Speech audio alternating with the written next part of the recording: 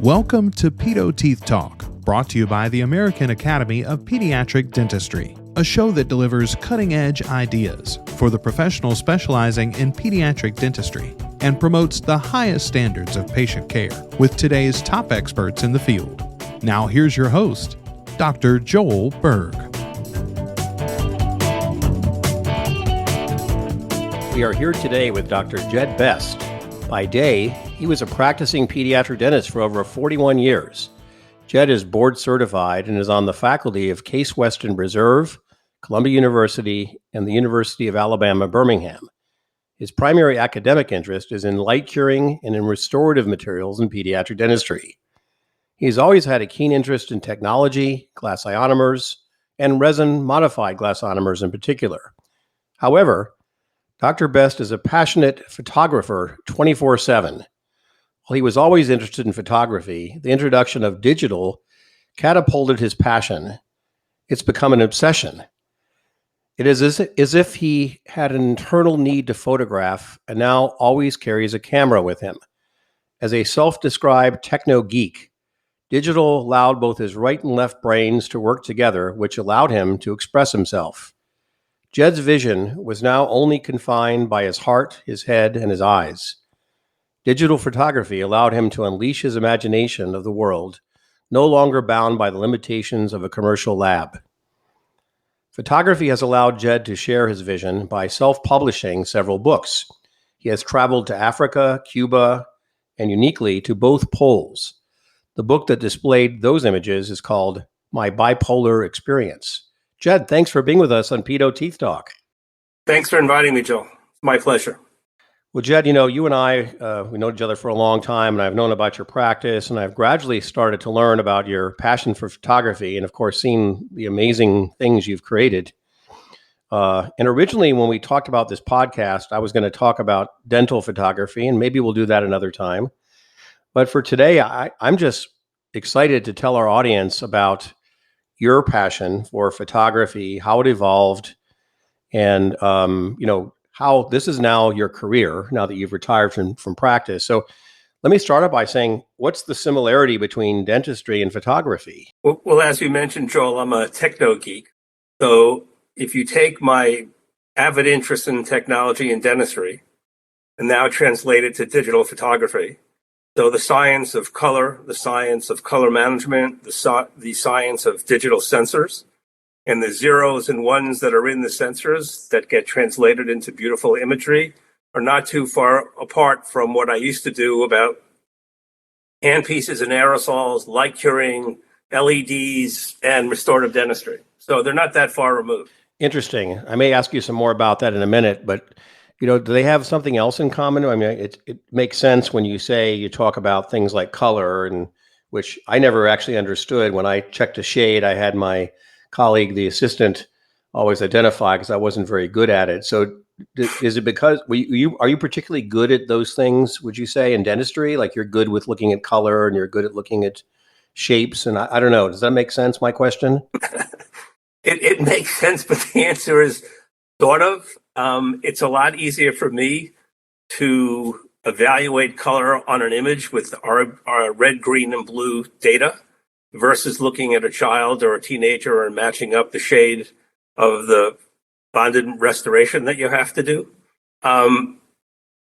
What was most interesting is the fact that in dentistry, whether it's behavior management or whether it's restorative dentistry, the buck stops with the dentist, which was me. And ever since digital, so that I did not have to depend upon a lab, the quality of the image making I do, also ends with me. I can't blame anybody else and I can't pat anybody else on the back. And to give you an idea of how extreme it goes, most people use what are called printer profiles that are canned by the manufacturer, the paper manufacturer. If you have some extra money, you might have a private lab create your own paper profile.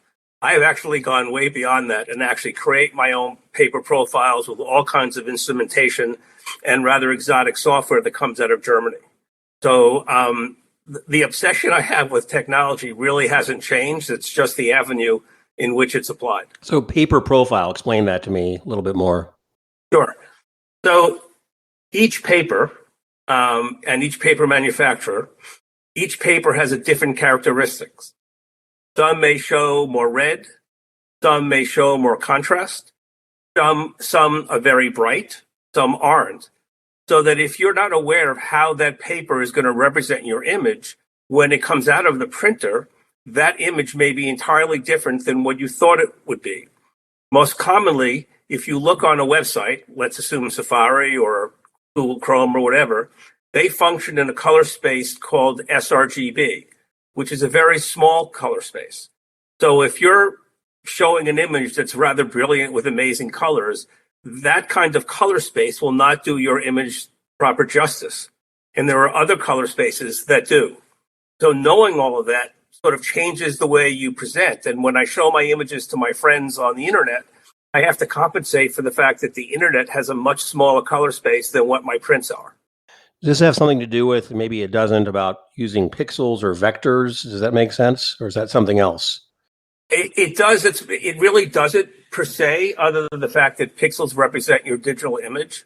But in the past, I would have to represent, the classic case is Costco.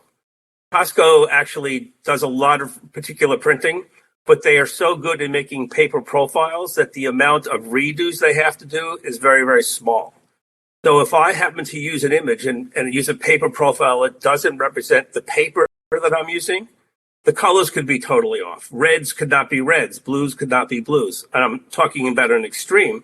But even so, once you put all that time and energy and expense in traveling or taking the photograph, you want your print to look exactly the way your mind or your heart sees it. This reminds me, you've taken, I've seen a lot of your work. I have some mounted in my home. And one in particular is in black and white. And now that I have you on the podcast with me, when do you decide to do black and white? When is it appropriate to print black and white versus color? I'm smiling as we talk because I've spent part of this long weekend, now that I'm retired, reading up on black and white photography. Often it depends upon what the image is after I take it. There is only one camera that I know that is commercially available that shoots in black and white. All other sensors are actually, they're just ones and zeros with filter arrays in front of them that convert it to color.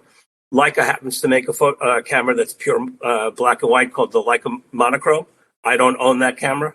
So I decide after the fact whether the image has a lot of color that brings interest to the image, or whether it's more about form and contrast and light, in which case I may convert the image to black and white. Fascinating. I may ask you more about that another time. I want to hear about, I've known you as a photographer for some time, as have many others, but, when did you initially say, wow, I really love this photography? And I earlier mentioned that as you told me, that digital kind of changed things for you, but it must have been before that you got into photography. What happened? Well, it's actually a funny story. I used to shoot film like what we all did. And I would bring into a lab, and living in New York City, there's the number of commercial photographic labs is huge. And each time they would come in, and again, this is knowing geekdom about 18% gray and what the machines are calibrated to. Every time I would do it, the lab would do it improperly in terms of what I was trying to achieve. So one of my patient's father was a well-known pro, and he made arrangements for me to have one of the particular really good printers do my stuff. The only problem is I would go down to the lab at midnight to drop it off. And of course, that guy wasn't there at midnight because he was high on the totem pole. He got to leave at 5 or 6. And so I had the same problems all over again. And when the first digital printer came out, which is an Epson 2000p, I still remember, I went, oh my God, I now have total control. I can make the image exactly the way I want it. And that was a very much an aha moment, that all of the responsibility now was on me. And that meant a lot more learning, a lot more control, and a lot more understanding. So you practiced 41 years. You just completed your practice at the end of 2022. So it's only been a matter of weeks. Is that right? Since you were in practice.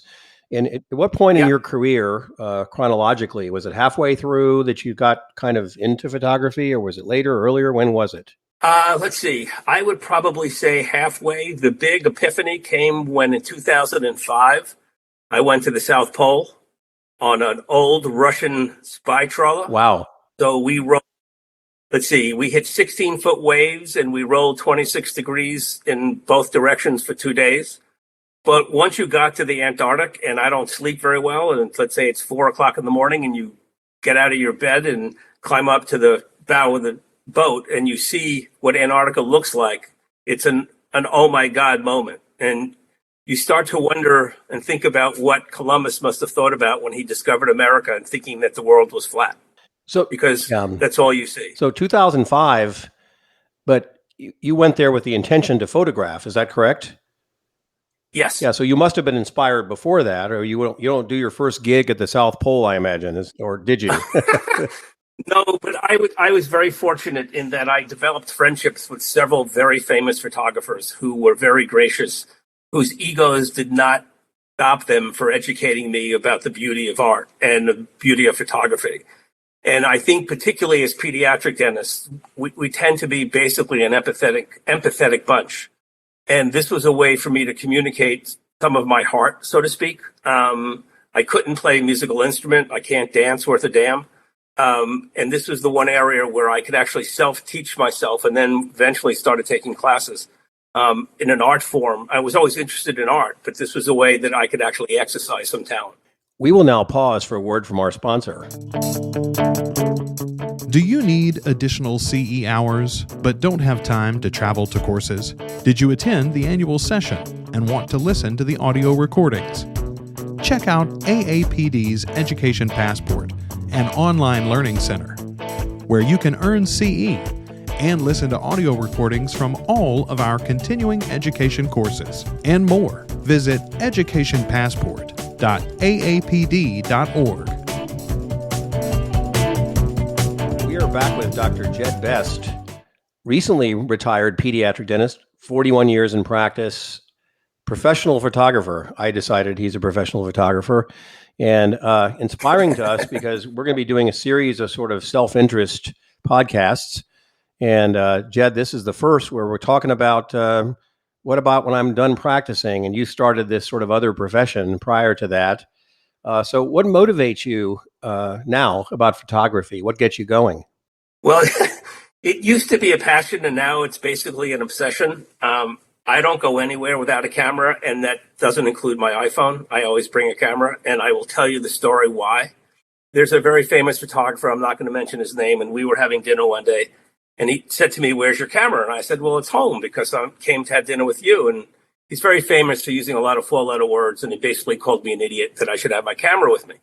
And within a week or two, I'm walking home from work, and on 72nd Street, off of West End Avenue in Manhattan, was an Irish setter on a Norton Commander motorcycle. So the dog's front paws were on the handlebars. The majority of the body was on the gas tank. The dog was wearing a Snoopy helmet and goggles, and I am not making this up. 2 weeks later, a photograph of that dog and rider was in the New York Times. I did not have my camera. That was the last time I stopped not having a camera. Wow. So that would motivate you to do that.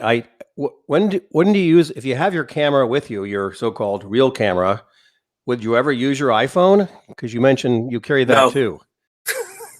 The only time I ever use my iPhone is as a reference. So for instance, if I just came back from shooting in England, in London and in Dorset in October, and I might use the camera as a reference to see what the colors were, because, you're shooting at 5:30, 4:30 in the morning, not midday. And just in case I would forget what the colors were that I saw it, if there was a question, now I have a reference point. Okay. So you talked to me about, you said you didn't play an instrument, you can't dance. I understand that. Not about you, about me. Continuous improvement, you talked about self-growth. And I think we all kind of look for that time we can finally, hopefully early on in our career or mid or late, to improve ourselves. And I think dentistry allows us to do that. But from a personal perspective, would you say that you made this very personal as I introduced you. You talked about, how you connect with this, with your mind and with your heart, et cetera. So is this a personal growth opportunity to engage in photography as you do? Oh, sure. Give you a couple of examples. I've been to Cuba twice. So it's been fun to talk to people in in Cuba, see what their lives are like, compare them to what my life is like in the United States. Being in the Namib Desert, which is the oldest desert in the world in Namibia, and to see nomadic tribes and how they live their lives and what their cultures are. Certainly in pediatric dentistry, you treat all kinds of children because children are children, whether they're different ethnic groups, different nationalities, it wouldn't make a difference. And so traveling around the world as a photographer does the same thing. It gives you an appreciation for what other cultures can contribute to society. In addition, what photography really does is it allows you to share your heart and your humanity with other people. And so when a friend of mine asks for a particular image, or when you ask me for an image, or someone sees something and calls me up and goes, wow, that makes me feel good internally as well as externally. Probably far more importantly, the internal wow. Any cases where you did see that Irish setter on a motorcycle or something similar where you did get the photo? Yeah, the best one probably was President Obama in Havana. And the part that was really funny was my friend, who's a very well-known pro, he's kind of pissed off because he didn't get it and I did. So we were in central Havana. We flew in about 2 or 3 hours after the president did. We got wind that he was going to be at a certain location. We ran there, and thank God for high-speed cameras. I got the camera. I got the image of him in the presidential limousine going down the main boulevard. And as an aside, the president has a copy of that image. Wow! I sent President Obama a print with my compliments, obviously, with a fan letter, and there's a whole kind of protocol you have to do when you send something to the White House. It has to be legible, the handwriting, otherwise they just throw it out. And the part that I remarked about the most was not only was he kind enough to send me back a note, but the image actually was paid for. It was he didn't pay me. I mean, the postage was the actual postal stamps. It wasn't a franked image, like the congressmen and senators they don't have to pay for their stamps. Well, this was pure. These were real stamps. It was a personal return, personal response. Yeah, that's amazing. That reminds me, go ahead, please. No, I was just going to say, needless to say, Joel, when I cleaned out the office as I left, one of the very first things I took was that correspondence, and I still have the envelope. That's fantastic. When I think about photography, especially when I see your photography, I think about photographs where there needs to be a caption. And I think about yours and other great work. The photograph inspires the caption. And you understand what you were trying to capture. Is that a fair statement? I mean, do you photograph with the intent that you don't need to explain what this is? It inspires some feeling or some behavior. Exactly. And in addition, when I did the book, My Bipolar Experience, which interestingly, I probably took me a month to think of that title. And then one night at about 3 o'clock in the morning, I woke my wife up and I said, I got it. And she goes, what are you talking about? It's 3 o'clock in the morning. And I got the title. And that book particularly has, I think, maybe 1 page of narrative, basically saying where I went. I wanted people to see the image. I didn't want them to be mired in narrative. I wanted them to feel what I felt when I was on those trips. Seems like those are the best images, the ones that inspire that way without needing to explain. They touch us. So that's a sign of great work. I see it. I hope so. I mean, think back, of the most famous photographers like Capra in the World Wars and Henri Cartier-Bresson in The Decisive Moment. None of those pictures necessarily needed to have a capture. That's right. The Times Square photo at the end of the war. Right. Yeah. Yep. Those pictures. I have unfortunately one picture. My buddy and I took our bikes. We bike a lot, and I took my bikes down to Ground Zero the second week. And we couldn't get super close, but I had a camera, and I have one image that I made a print of. And you don't need a description to know what that image is of and what we felt like and what everybody else felt like. Yes. You've talked about travel, and I've learned about some of your travel experiences as being a special part of this. So any other particular places that come to mind that we should know about? Well, there's one coming up probably in the winter. I'll be in northern Norway. Oslo, Lofoten, Tromsø, and then the northern part of Norway. I've been to Svalbard, which is 400 miles roughly southeast of the Arctic Circle. That's where the boats leave when you head off to the Arctic. But the next big trip will hopefully be to northern Norway. Looking forward to that.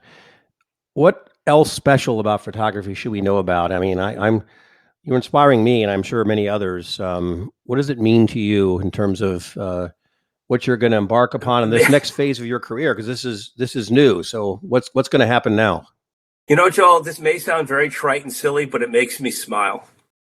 And when you watch the news, whether you're a conservative or a liberal, it doesn't make a difference. And you see what goes on, and you see what goes on in countries like Ukraine and in other countries. Something that you can do that takes you out of that and gives you some humanity, and gives you just pure joy. When I was a kid, I had a dog. I don't have one now, but when I was a kid, just the fact that my dog would come and put his head on my lap till I, kept, you have a dog, so you can relate. I had a boxer, and you would just, keep petting him and petting him and petting him. And it was when he'd lick your face, and it would make you laugh. It would make you smile. And that's what photography does. Many things, but that's one of the things that photography does for me. Yeah. And I think I kind of describe some things in life as sort of providing the spiritual connection of time. Meaning, recently, their AAPD had a joint meeting in Ireland, and a friend of mine was arriving there. And I looked up, I don't know what I looked up, but I found accidentally the airport in where everybody was headed, in Dublin. And I found a black and white photo. This must have been in the 40s of the creation of the runway in which this person landed. And I looked at the face of the person, black and white photo, and I saw sort of this. He was building this for my colleagues who were landing on that runway today, and you could capture that. You could almost feel it in the image of looking in the eyes of this person. I think good photography does that. It provides this sort of continuity. They say that the only distinction of humans from other species is the ability to transmit information to non-living descendants. I can't think of a better example. We think of words, but photography does that too, maybe in a more profound way. Yep. Yeah, the best photography certainly does that. And it's the other thing I like about it is it is a constant learning experience. You will never be great, but you can always be incrementally better. And you're never when I was in England in October, my mentor, who's a Brit, gave me a line, and I don't have quite the paraphrasing, but it basically was keep asking questions and never be satisfied with the answer. And that's sort of my approach to photography. No matter how good an individual image might be, how much my friends like the image, which is always, a pleasure, I can always be better. Is there a website we can go to see some of your work? Yeah, it's easy. It's just jedbest.com. That is easy. It's just my name.com. Well, this is great. Jed, thanks for being with us today in Pedo Teeth Talk. Well, thank you for inviting me, Joel. Do you need additional CE hours but don't have time to travel to courses? Did you attend annual session and want to listen to the audio recordings? Check out AAPD's new Education Passport. The redesigned and improved Education Passport is AAPD's online learning center, where you can earn CE and listen to audio recordings from all of our continuing education courses and more. Visit educationpassport.aapd.org for more information. For 10% off any product, use discount code TEETHTALK in the Education Passport store. Pedo Teeth Talk is the show that delivers cutting-edge ideas for the professionals specializing in pediatric dentistry. Be sure to check out previous episodes of Pedo Teeth Talk, as well as our other podcast platform, Newly Erupted. All previous episodes are available on our website. We welcome your ideas for future shows and guests. For more information on the American Academy of Pediatric Dentistry, visit aapd.org.